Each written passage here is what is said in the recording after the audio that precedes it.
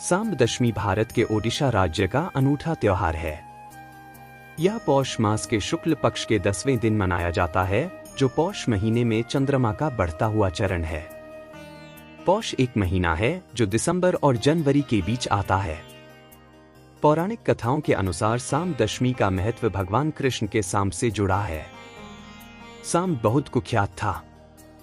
एक बार सांब ने नारद को उनके रूप के लिए चिढ़ाया। नारद ऋषि ने कृष्ण से सांब की शिकायत की।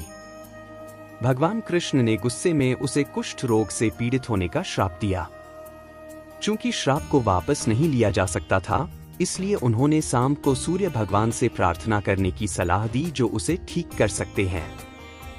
किंवदंती के अनुसार भगवान सूर्य की प्रार्थना करने के बाद वे ठीक हो गए थे। ठीक होने से पहले सांब ने 12 साल तक तपस्या की थी।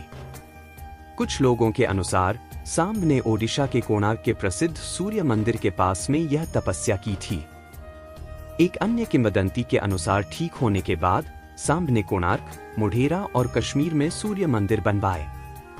इस त्योहार से जुड़ी दिलचस्प बात यह है कि हजारों साल पहले हिंदू सूर्य की उपचारात्मक शक्ति के बारे में जानते थे।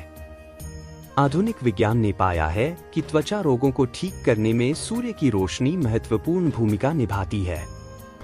तब से ओडिशा में हर उड़िया परिवार में सांब दशमी मनाई जाती है। इस दिन माताएं अपने बच्चों के स्वास्थ्य के लिए सूर्य से प्रार्थना करती हैं। इस दिन सूर्य देव का 3 बार आह्वान किया जाता है। एक बार सुबह, फिर दोपहर में और अंत में शाम को सूर्यास्त से पहले।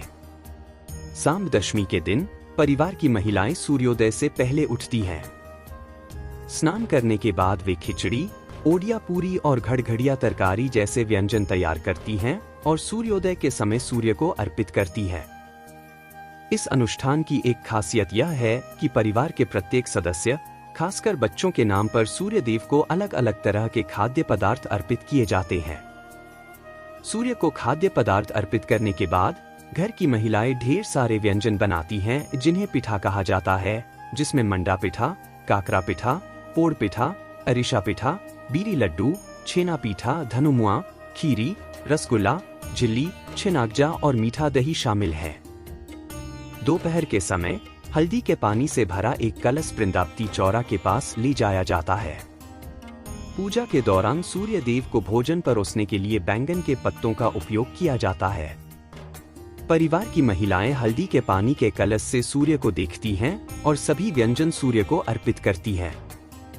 वे सांब दशमी व्रत कथा की कथा पढ़ती हैं और परिवार के सभी सदस्यों की खुशहाली के लिए प्रार्थना करती हैं।